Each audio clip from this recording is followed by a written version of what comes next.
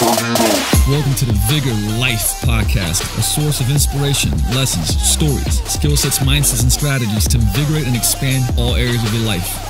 Let's go.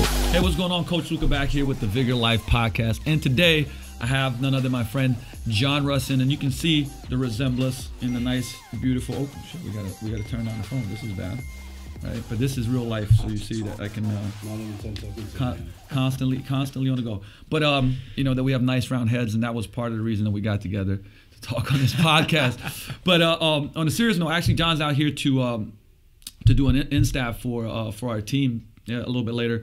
And you know, my goal is always flying out and collaborating with people that are doing some great stuff in the industry, and that we can implement like in you know, like right away, essentially, because the I would say that the clients that we work with and what John brings to the table to the industry like is top notch. And just to kind of give a little backstory of you know how we met. I mean, we met at the NorCal Fitness Summit, but I already was like following you and doing some of your stuff and really loving the philosophy. And you know, me coming from a professional sports background and you know, just beating my body up over the years and getting to a point where I'm like, shit, like I know all this stuff about training, but I need to. And you know, doing your FHT program was like the one of those things where I was like, all right, I'm gonna do this for 12 weeks and let's see what happens, right? And great results. Best thing was that I felt great, didn't feel beat up.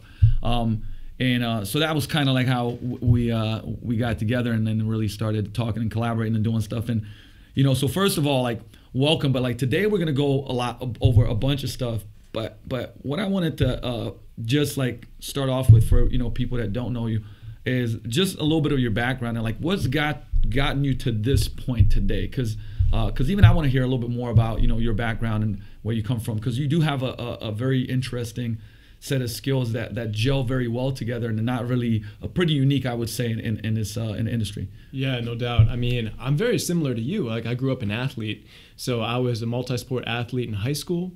I took baseball to D1 level, very, very good player, and I was ingrained in just a physical nature of our lifestyle. So my dad was an athletic director. My mom was a dean of nursing at Damon College, which ended up being my alma mater in graduate school. So we were always kind of talking about sports. We were talking about movement. I was always training. I was always in the gym with my dad. I was always at the college with my mom. And we just had a better appreciation for like living a life of physicality early on. So it was something that I think they definitely ingrained in me. And it's something that I knew I wanted to do from the age I was 16 on. One of my first coaches gave a dowel to me at University of Buffalo weight room when I was 16 years old. And he goes, this is how we're going to learn how to move. This is how we're going to learn how to be strong. And I had that dowel for 6 months. And he was like that old school type of coach. Like now it's like current, you know, everyone's doing it in Russia. Everyone's doing it in Eastern Bloc countries. But in Buffalo, New York, for a coach to hand you a dowel and go, 6 months, we're gonna learn how to do compound movements. That's what like set my stage.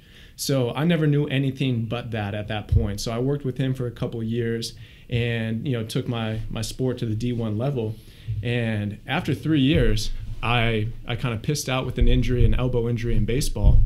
And I came to a point where I had to make a decision. I didn't even know at the point. I graduated in 3 years without even knowing. So the university was like, hey man, like you can graduate and you can move on, or you can keep on taking credits. We don't care. So at that point I was like, fuck man, let's graduate. I took a job as a strength coach at the university. And that same university you went? Yeah. Okay. All right. And then 3 months later, my parents go, what the fuck, man? You know, like you're just like kind of training, you're making 25 grand a year. Like, you got to do something else. You know, them coming from both having doctorates, they're like, I think you should like do something else in graduate school. You should continue your education because you seem to be really passionate about this stuff. So at the point, you know, I was loving training athletes, loved to train myself. And I definitely knew that they were right. So I was like, well, I want to get back in the weight room somehow. So my mom's like, we have this new program at Damon College. It's called a Doctorate of Physical Therapy. And before that, I've never heard of physical therapy. I was never in physical therapy a day in my life. And I said, well, shit, like, what do they do? They treat athletes. So I was like, cool, I'm in. Yeah. So I started full-time school back up. Right after that, I continued to coach in college. And then in high school, I picked up a coaching job locally. And 3.5 years later, I had a DPT. I had a background in sports performance. And I ended up taking my first job back in the gym, never going back into traditional based PT. So, out of the 50 people that came out of my graduating class, I think I was the only one that didn't take a traditional job. And what made you make that decision? Okay, so, and obviously your background, I'm looking at it and it's like, okay, you obviously were an athlete, you love sports, you love training athletes, like love training yourself. But, what made you, come out of that realm and go like, you know what, I'm going straight back to training. I'm not even looking at the, I'll say traditional, go back to the PT office and stuff like that, Yeah, I mean, early on, even in PT school, academics are great. You have to lay that foundation for your principles of exercise science, physiology, anatomy, all that stuff. But nothing really resonated with me to the point where I wanted to be putting people back together all day. And even from the first couple months, that first semester in the first year, I was always itching to get back in the gym because I was in the gym, after school every single day. I was still coaching. I was still having my pulse on the industry and sports performance. And it was never, I don't think, an option mentally for me to ever go into a different, sisterine profession in the medical or fitness industry with physical therapy. So I definitely just wanted to go in, and I think I had a particular skill set looking at the other students in our class and the class above and below me. And it was something that was definitely swimming upstream at the time, because everyone's like, what the fuck are you doing, man? Like, you could go make $95,000 right out of school and you could have this great job. You could start saving money and all this stuff. And instead I took a job for $20 an hour out in Southern California. And I had no money. I had nothing except for me working 50, 60 hours a week and just trying to get career capital. So it was definitely a tough decision, but again, like, led by my parents. They're passionate people. They're passion seekers. So they definitely saw the passion in me, wanting to work in high performance, wanting to train, wanting to have the sweat on myself and on my athletes. And they're like, man, go do it. So having that kind of support, it was tough. But I mean, that was a tough decision, because we talk about that all the time with master's students, with doctorate students. They're like, how do we do what you do? Well, you nut up and you make sure that you don't get money for the first couple of years that you work, and you literally just like get by the skin of your teeth, and you try to get that one opportunity that allows you to do more. So, what's interesting, man, like, because in this day and age right now, there's a lot of, I'll say, talk like, hey, who cares about college? You can skip college. And I have like differing opinions on this, right? Because me and Mark Rooney were talking about this, right? And he said, you know what, like, somebody completes college, it means they can follow through on stuff. Somebody completes. So I definitely agree. And in your realm, you actually went and dug deeper into stuff that you're now using, right? Yeah, for sure. Because let's be honest, like this is at least, some of the stuff that I see in the industry.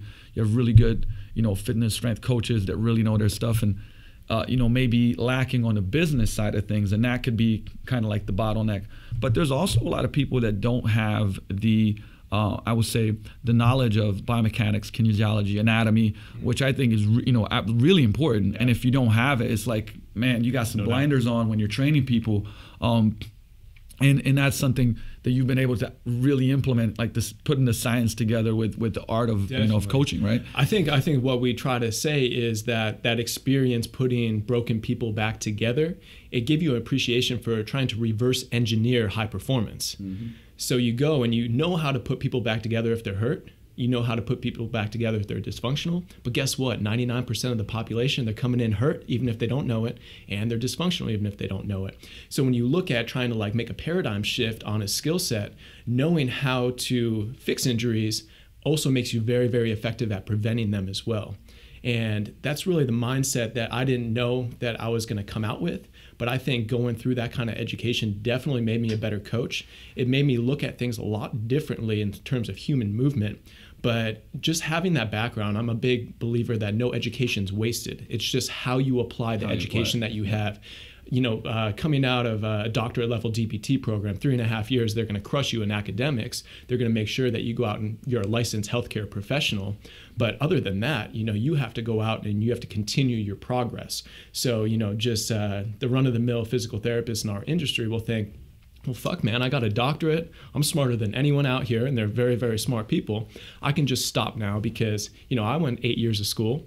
I can stop my education. And at that point, you're fucked because you don't continue to learn. And especially if you're trying to do some hybrid performance stuff like we do, you have to do far more self-study because there's not a whole lot of stuff out there that pertains to trying to prevent injuries, in the forefront.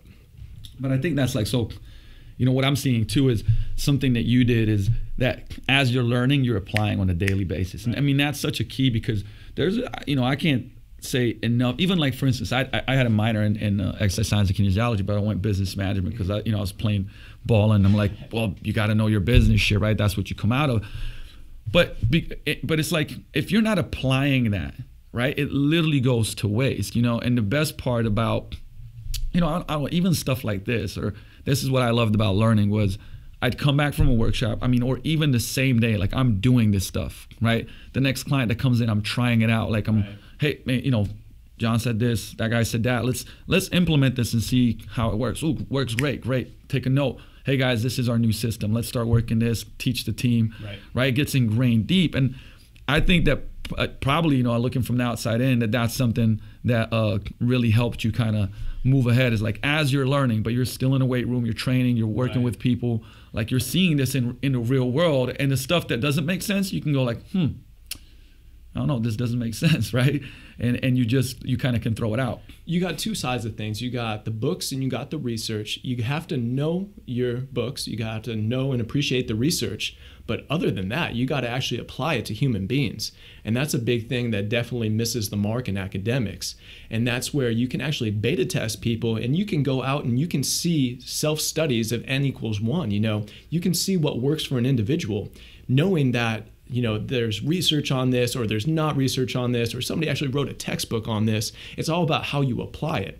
But, everything is dependent on how the person is presenting in front of you.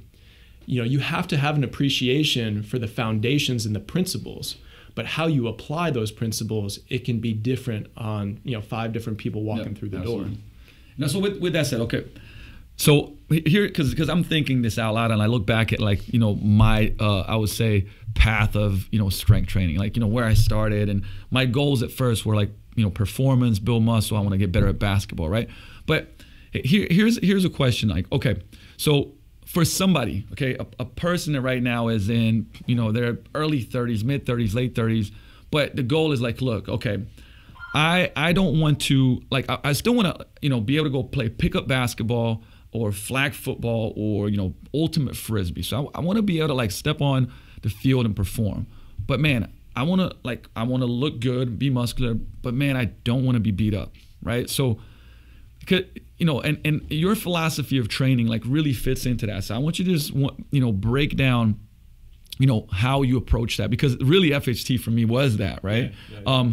But then on the back end, I'm going to ask you some questions on, okay, but what about a guy that is just really interested in just, getting stronger at the same weight, or somebody that's just really interested in performance, and just get your views on that, because I think your approach is for someone like me is excellent, because I want to look at longevity, right? I'm 35 years old. When I'm 45, I want to be jacked and lean and be able to go, play basketball. And man, I don't want to be hurt. And I would say that majority of people probably listening in, there's nothing worse than an injury that's a nagging injury, because one, you can't make progress. Pain creates a lot of dysfunction in movement and in whatever in every aspect of life. But just kind of let's look at your philosophy and overview of that, approaching that. Hey, look, I want to be athletic. I want to be pretty jacked and look lean, but I don't want to be hurt. Well, injury prevention is the number one thing that allows you to attain any goal that you have. So that's not the sexiest thing out there. Sexy things are increasing your vert, increasing your 1RM squat, getting faster. Those things are really cool to see, and people can achieve those things, but it's a short-term goal mindset. And really, like, what we're looking at is trying to have sustainability in a long-term base mindset. So it's a mind shift of what we're doing with our programming. So without being huge pussies in the process, we try to do things just a little bit smarter. Yeah. So we try to really just exhaust all of the options in terms of dynamic warm-ups, in terms of programming, recovery. And we try to just do things a little bit smarter.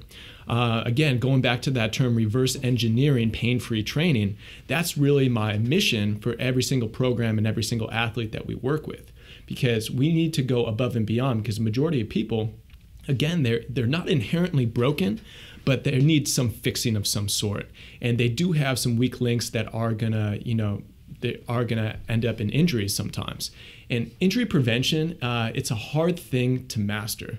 And there's no one on the face of this earth that can guarantee you that you won't get injured. But many times, injuries are either the fault of a coach or more so the fault of an athlete. You let different things get into the way of what you're trying to ultimately achieve. So ego being a big one, trying to move max weights with ugly form, programming just falling apart and trying to achieve, those physical metrics too quickly instead of having that step-by-step long base approach. But what we're trying to do is trying to give the holy grail of training. We might not get it quite as fast as, just a 6 to 8 week balls to the wall program that's going to get you strong when you come off of a deload, but we're going to get it to the point where we have sustainable results where we can make step-by-step progress, and it's going to work for a year. It's going to work for 2 years. It's going to work for a decade, and it's going to leave you at the end of the day enjoying your training, being challenged with your training, but also having longevity. So any single thing that we do, if you don't have sustainability and you don't see yourself doing it for the long term, that's not a kind of programming method that we're going to use. We're going to use things that people can try to master skill sets in the basics, and we can try to actually give them the tools to be self-sustainable and actually just create habits and create mastery levels of their movement patterns. And it's something that takes longer, it takes more detail, it's going to take more study. It might be frustrating at first, but that's what lays down that foundation that is going to be super strong so we can actually build a pyramid upon it. And basically, it's like your whole philosophy is one, coaching the long game, right? Yeah. And this is what I love about it. And probably, maybe if we talked 10 years ago, I'd probably man, give me some shit that I can push on. But now it makes so much sense, right? Because I always say I want to get better on my worst day or my average day, right?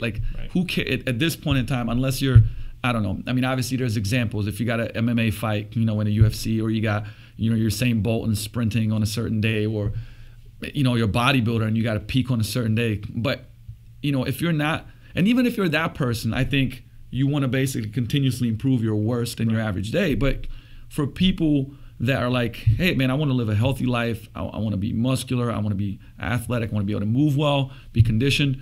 There is no specific date necessarily. And actually the better approach is going like committing to the process and going long term. Now, with that said, because for people that don't, haven't followed you, which you should, and we'll talk about where you can do that. But break down your training philosophy. Actually, just if we can put it in what you're gonna go over to InStaff today. Yeah. So for listeners, and we'll be able to dig into a couple of things while we're here on the show. But how you break down your whole training philosophy, and maybe even for some, because like we talked about, somebody has emphasis more on maybe hypertrophy or strength or performance. Well, it all stems off of good foundational movement patterns. So we train big 6 movements, which are the squat, hip hinge, single leg stance, upper body pushing and pulling, and some sort of locomotion, whether it be running, whether it be loaded carries, something where you move your body through space. And those 6 foundational movement patterns, we place an emphasis on strength development, long-term strength development. So our goals with everybody is to get strong, but to get strong little by little. And we put that kind of on the back burner of injury prevention. So the way that we try to systemize a way that people can optimize their performance in the gym on a training session, but it can also get the most out of their bodies in terms of being in good positions, is going through a 6-phase dynamic warm-up sequence. And that's something that is like the backbone of our programming, because it literally prepares you to be a better athlete, to move better, to get more load on the bar and actually do reps pristinely, but actually get the most out of some of the fluffy techniques that are kind of like holding our industry back, like foam rolling and stretching, that people don't really know how to use correctly. So really going through that 6-phase sequence, we're going through optimizing soft tissue work, going through dynamic stretching, corrective exercise, activation drills, which is a big one, but just placing an emphasis back on those foundational movement patterns in the dynamic warm-up to actually just have like a 2 to 3 minute block-based practice of a squat. Say you have squats in the training session for that day.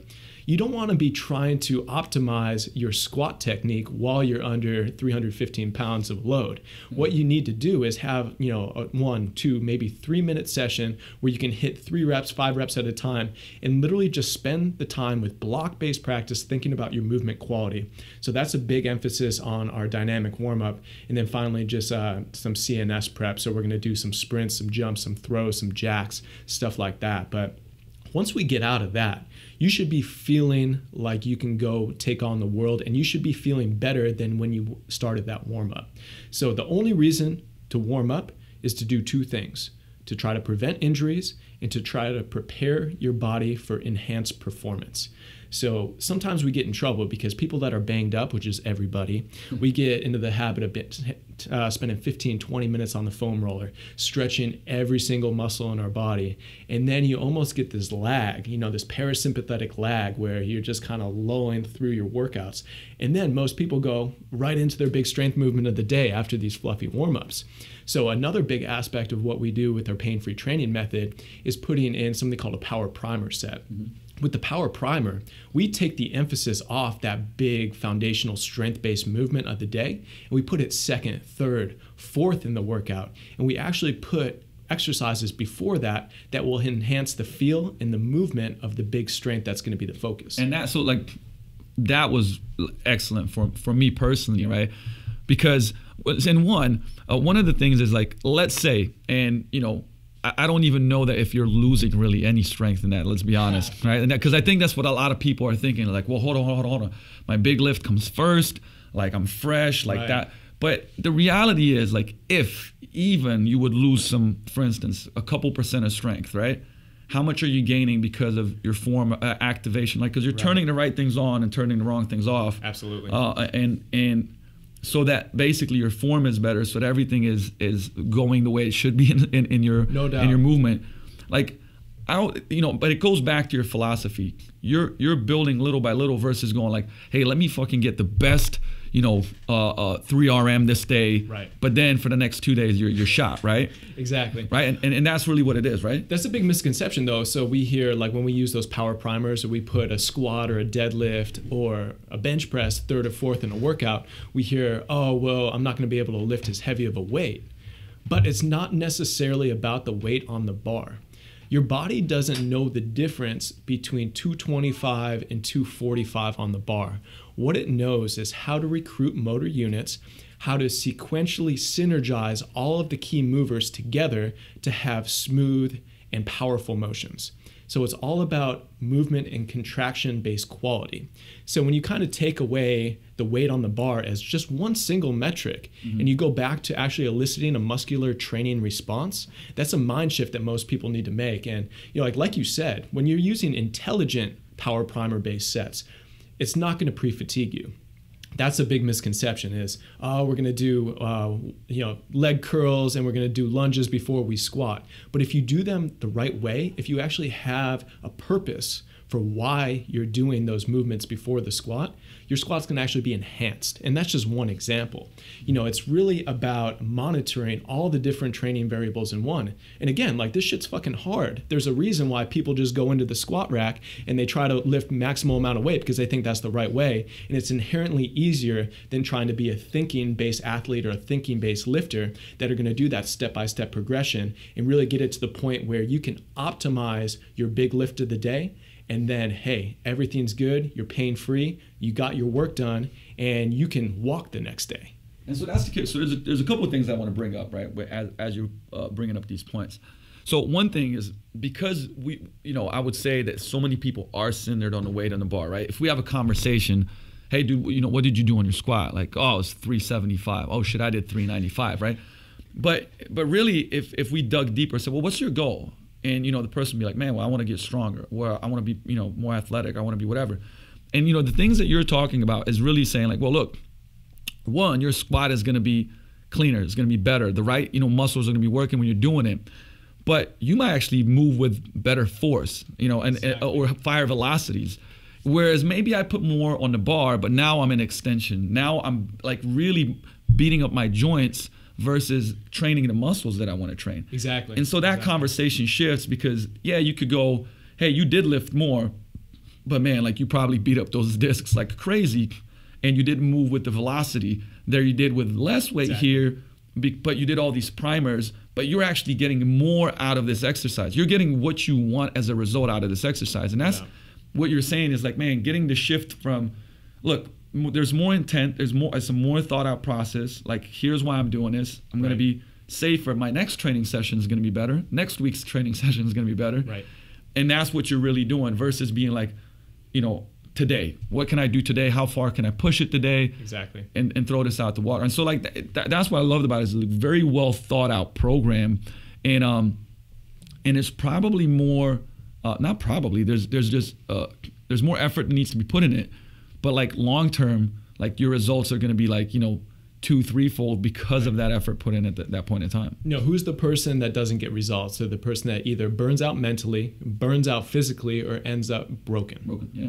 So if you have to derail your goals for 6 to 8 weeks to get healthy and you have to start from the bottom again, you're just going to do the cyclical, vicious process, always being behind the 8 ball.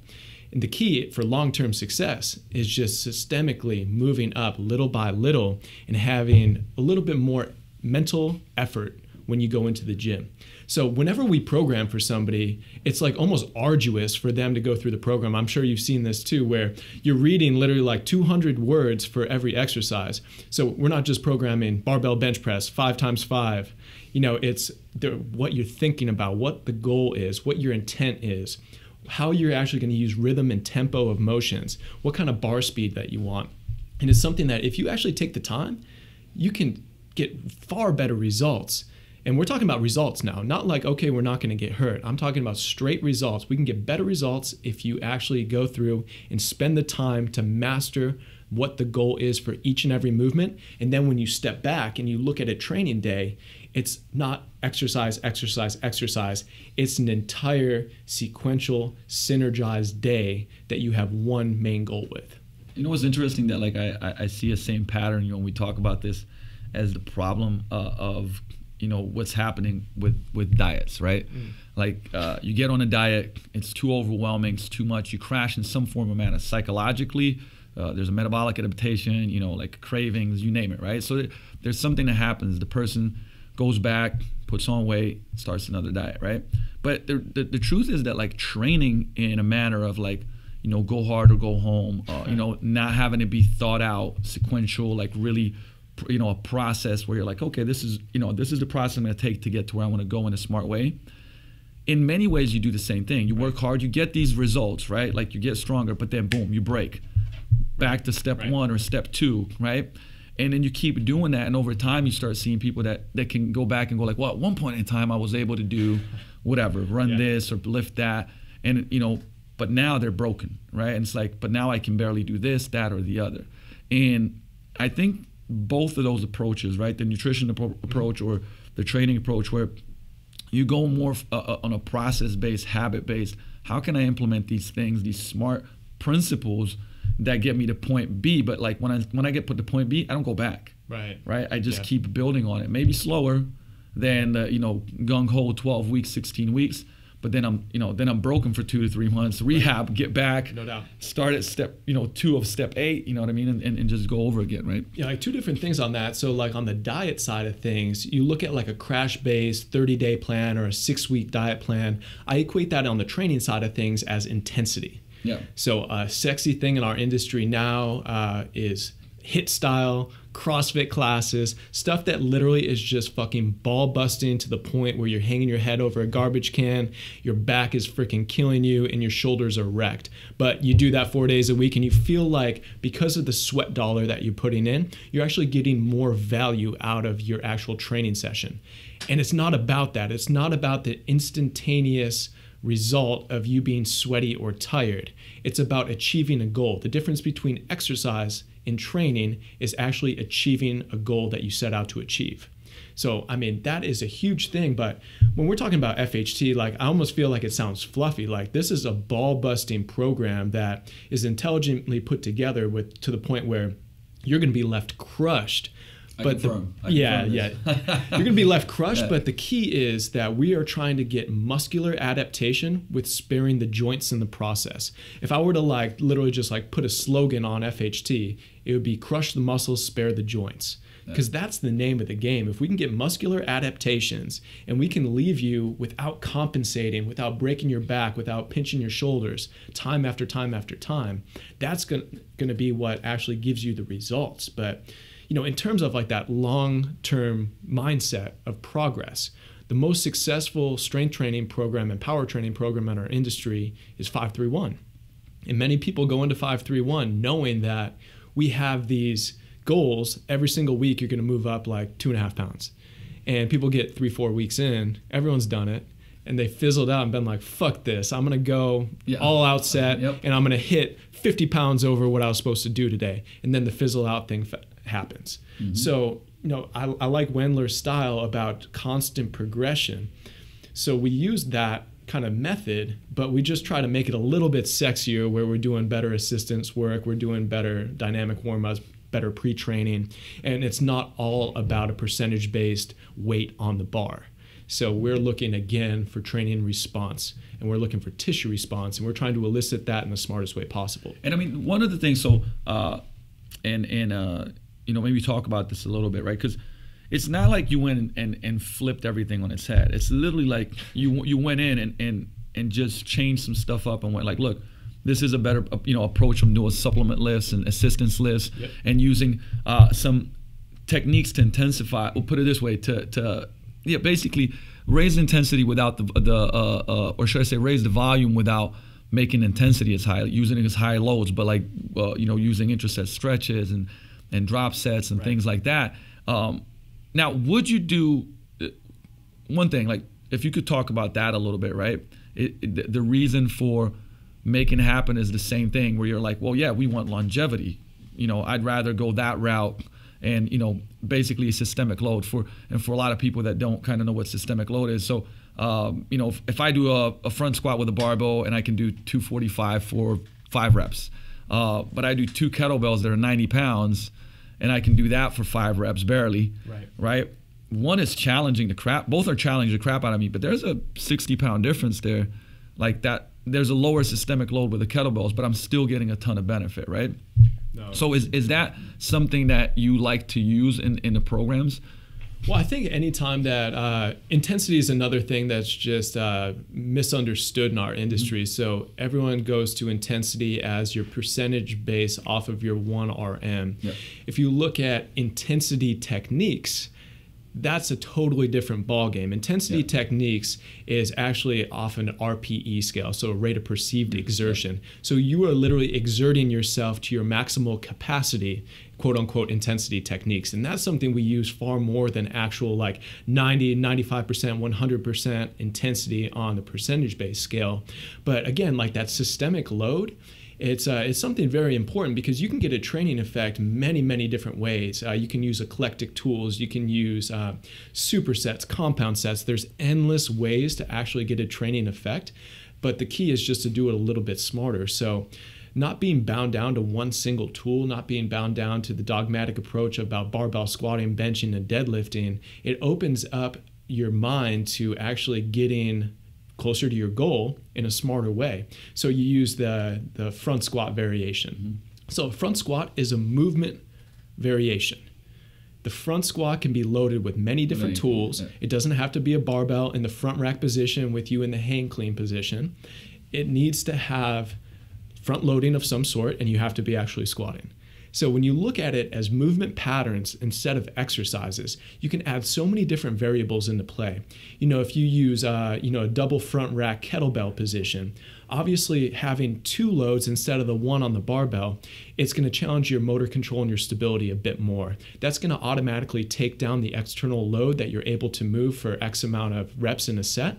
And that may give you the training response that you need that day instead of actually going in and force feeding a barbell variation if you're not ready for it. So just taking that into account and just trying to get the optimized movement pattern variation that you can train pain-free and you can get a maximal amount of training effect, that will open up so many people's programs, because many times we have like the parking brake on the car of our movement. So we go in for a front rack. We can't get our shoulders into position. So automatically our spinal position shit. Then that goes down into our depth. It turns to shit. It turns into shitty positions at the knees. Everything feels like crap. We can't move maximal amount of weight on the bar, and we feel terrible after. So what if we were to just try to minimize those faulty aspects of the lift and get you just one position that you could be like, whoa, this feels really good. And I can actually train balls to the wall in this position, elicit that training effect, and you can continue on in your training program because you're not broken after those sets. So it's a big difference there. And I think that perspective is very important, because I think we're very boxed in. I say we as in an industry, right? Like, oh, well, if I can't do that, then what can I do? And there's so much different stuff that you can do.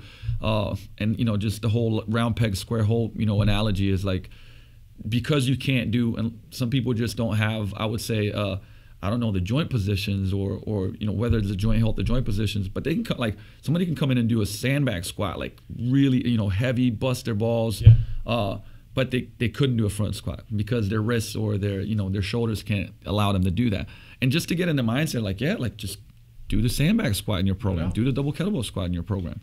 The biggest secret is even barbell sport athletes, so I'm talking about power lifters, Olympic lifters, CrossFitters, they don't always use the barbell. So there's something in our industry that just, I think it's like the popularization of powerlifting makes it seem like we must use the barbell, and that is the be-all, end-all of everything. And don't get me wrong, we use the barbell in FHT a lot, but hey, if you're not proficient with it, we're going to get you a variation that actually works, because again, the goal is training response, and the goal is to actually get you to make that step-by-step progression. And we can't do that fighting our own body. Now, if you were, so here's the kicker though, but if you were to look at your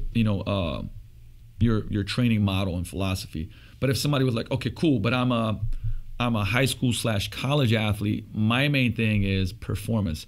How much would you, so if you looked at strength, performance, and hypertrophy as main objectives, how much would you, what would be the variables that you start switching inside of that, just a container of what we're talking about? That's a really good question, because my background's in high performance. So I've coached Olympic athletes, professional athletes, everyone and anyone in many, many different sports. Yep.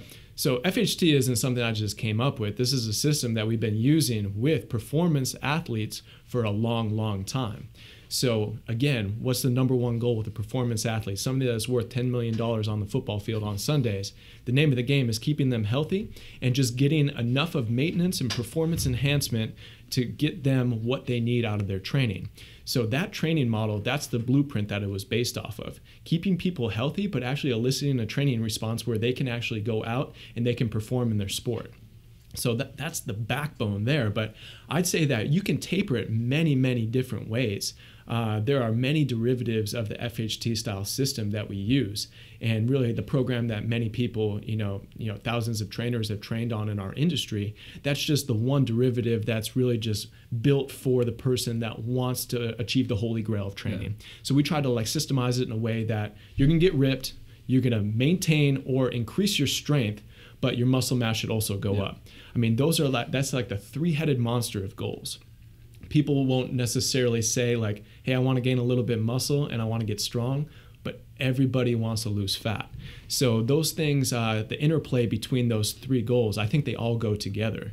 But many times when you only go just fast forward into one specific goal, so NFL football, for instance, if you're just trying to do strength, your program is going to be very, very limited because you don't have an eclectic view on actually the body as a whole unit and what it's capable of doing. So I think there's many different variables that you can kind of interplay with that. But for our performance athletes, obviously there's going to be a higher emphasis on power and strength development. There's going to be a lower emphasis on total volume as they actually have to go out and play a sport. But for the general fitness population, training is their sport, especially this day and age. Everyone's sitting 10 to 12 hours a day. They're driving in their commutes. There's no other activity. Their daily sedentary activity is just at a super low level. So we need to increase the volume. We need to increase the pain-free volume. And we actually need to elicit like a heavy training response because we know the rest of the day they're going to be sitting at their desk. And that goes for people that have fat loss goals, people that have muscle building goals, people that just want to stay strong and resilient. So I think people know that they want to achieve some sort of goal, but they don't know exactly the goal that they want. So for most people, trying to achieve everything simultaneously for the long term, that's what's going to give the best result, and that's going to be the most sustainable thing. And see, and that's the conversation that a lot of people. Well, but but if your main goal is strength, and if you're doing concurrent, training, which is what people call it, right? But it's like, then that doesn't make the most sense. But for the majority of people, that does make sense. Now, the way I always looked at, like that question that I asked is like thinking of it as a piece of the pie, yeah, right? Or maybe like even if you had a meal, what's the entree, right? If the entree is strength, okay, then we're gonna make some adaptations. We're not gonna change the whole thing and flip it on its head. But if the entree is power, we're gonna probably switch stuff up. If the entree is hypertrophy, then we're gonna switch things up again. But the framework kind of sticks. But I always just looked at like, okay, what's the appetizer? What's the main meal? What's the dessert? For sure. Right? And it's like if the main meal is strength, then we're gonna taper that program a little bit towards that. If the main meal is performance, we're gonna say power, for instance, we're gonna taper it a little bit towards that. Is that a way that like somebody could view that? Like yeah, I definitely think so. I mean, this is nothing new. This is old school periodization models, and anytime that we put a program together, it's gonna be in a 12-week block because we want a little bit of everything in there. So everything's gonna look very similar in terms of the exercises, the movement patterns that we're training, the days per week, that kind of stuff. But the emphasis is gonna shift. So we really go and we try to build out a base of metabolic stress and hypertrophy in a first 4-week block. We try to shift in a little bit more volume, and we actually increase the intensity, and we put strength as the emphasis. And at the end, in that last 4-week block, we try to bring it all together, and we actually try to peak somebody so they can go back down into that base hypertrophy again. So really it goes first 4 weeks, hypertrophy, second 4 weeks, strength, and then the third 4 weeks is a peak where your intensity is going to be up, your total volume is going to be up, and then you're going to go right into a deload and start the process over again. So it's going to be that cyclical process kind of going up and down, but each time you're going to get a little bit higher. And that kind of block-based programming, it works for almost every single athlete in some extent. So we have a couple of world-class powerlifters that we're working with in Madison, Wisconsin now. One just went into a meet last week, and she PR'd 3 of her lifts, and she's an international level competitor who's been doing this for a decade. And the last 7 months, we've been using FHT style periodization. So you can taper this stuff. It's about the ideas. It's about the concepts. It's about the blueprint as opposed to exercise X, Y, and Z. So the possibilities are endless with the right mindset behind it. I really think that the success behind it, a lot of it has to do with that you're staying healthy. And when you stay healthy, when the right things are functioning, you can push the intensity, but like consistently without breaking down. And like, right. I mean, it really does come down to that, right? Because, man, momentum in training in your body, and like if you break it, you got to start in so many different ways again, right? I mean, from, like I said, psychologically to let's not even talk about like the mind-body connection and stress and pain. When, I mean, even for me right now, right? Like I kind of tweaked my back 6 weeks ago pretty bad, and whether I can do a heavy RDL or not, I don't know. But the thing is like if I can't think I do it, everything shifts. My movement shifts. I might not take as heavy a weight. And same thing goes for nagging pains, right? Somebody comes in the gym is like, am I really gonna load up my incline bench today for my 5? So it just throws everything off. And I think that's what's been really good with FHT is that it's like, hey, look, we're going to keep you really healthy, and you're going to be able to do this long term, and that's why you're seeing these great results, because people are able to keep building and building and building on this. Pain's a hard thing to conceptualize for people. There are pain management specialists out there. There are pain researchers out there. And there are a lot of contradicting studies. There's a lot of, if you've seen enough people in pain, which I have in my career, you know that it is unpredictable. And when you kind of take pain out of the equation and you look at trying to optimize movement, you try to get them confident mentally and emotionally, it's something that we can almost, again, re-engineer the pain cycle. So if we can use techniques that can show somebody that, hey, you can get out of pain even if it's 5 minutes, or hey, you can get out of pain for a week, our goal is usually to try to make it a long-term thing. So go 4 weeks without pain, go 12 weeks without pain, go a year, and then it's the same building block that training is based upon.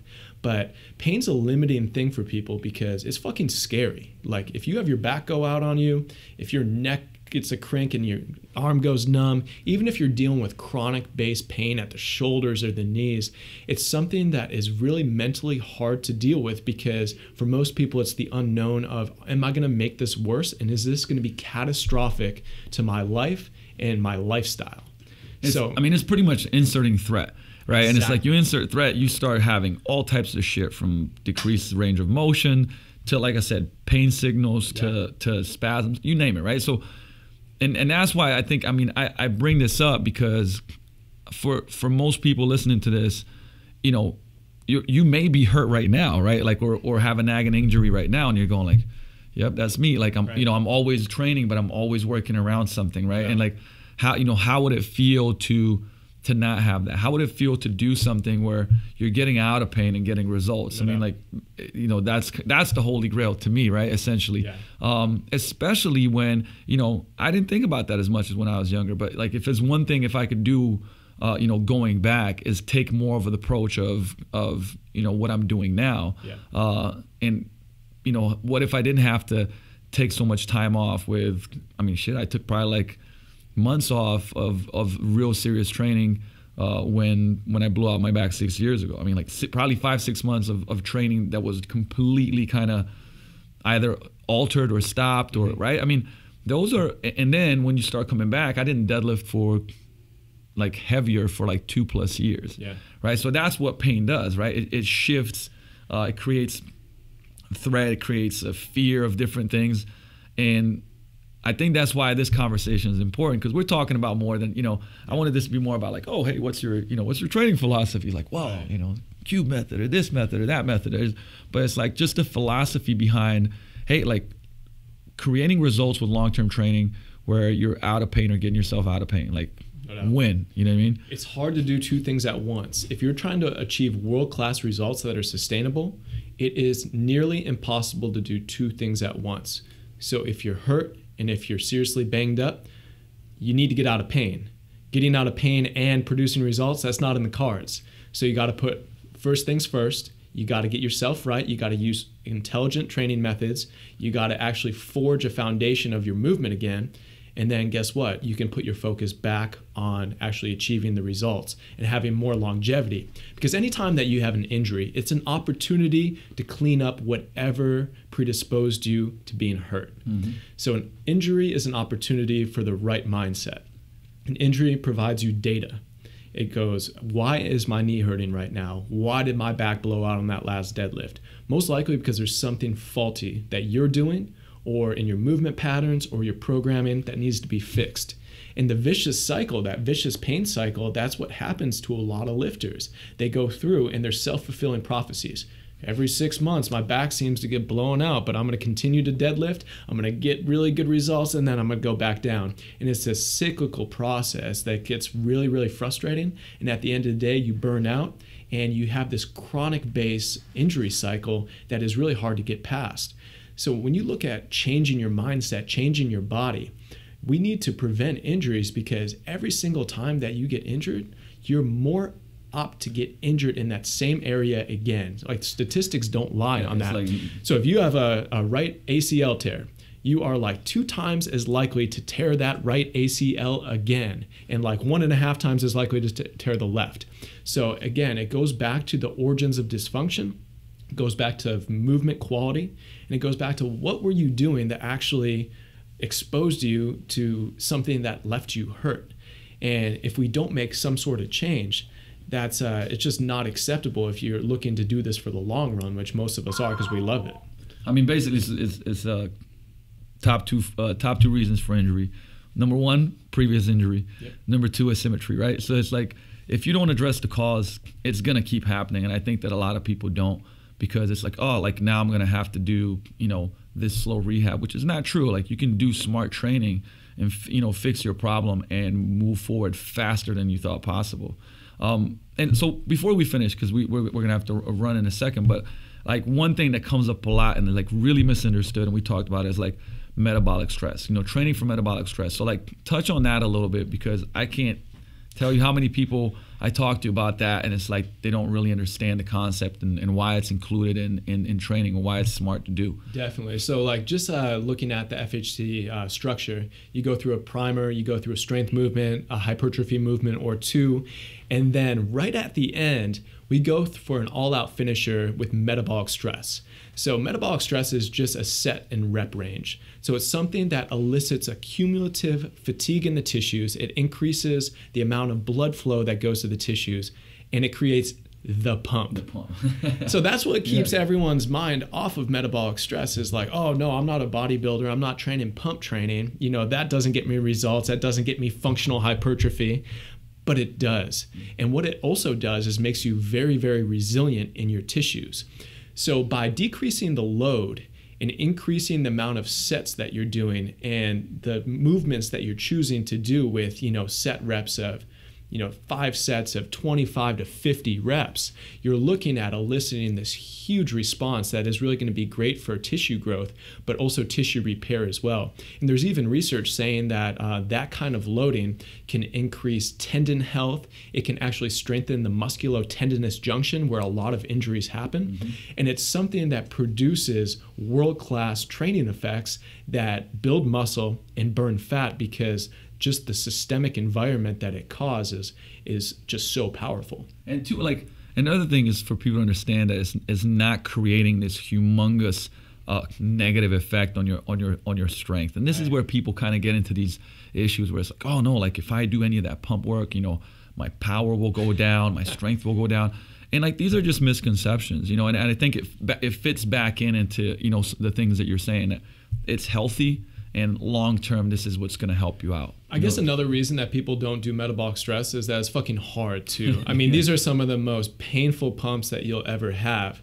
But if you're into that, you're looking for this huge training response and you can actually feel it happening, it's one of the most promising things that you can add to your training session. And like there's many ways to elicit a metabolic stress response, whether it be increasing your sets and reps and getting that cumulative base fatigue in the tissues, or whether it be doing things like loaded stretching, that is another staple of the FHT program that literally not only helps your muscle growth and fat loss, but enhances mobility as well. You know, there's endless possibilities there, but just opening up your mind to, hey, we don't just have to do reps of 3 and 5 to get strong, and we don't have to only do reps of 8 to 15 to build muscle. There's many different ways, and again, it all stems back to what's going to be sustainable and what's going to leave you better week after week. And the thing is, just because, so I'm going to kind of finish on this note, because you know, when people say, well, look, to get specific adaptations, you know, if you're working in a 1 to 3, 3 to 5, you know, that's the strength phase. But long-term studies also shown that those people that continue to work in those phases get injured, right? Like a lot more frequently than people that are switching up even their rep maxes and doing 10 RM or 15 RM, right, and things like that. So if you look at, and this is what I hate with training, that like a lot of studies are done, it's like a finite point in time. Right. Well, in this point in time, look at what happened. 6 to 8 weeks. Yeah, you know what I mean? Or even 12, but like what, you know, let's look at a year or 2 years, 3, you know, right, 5 years. And if you took that picture, you know, we're obviously seeing this where people are getting really beat up and it's really hindering progress, life, results, all of those different things.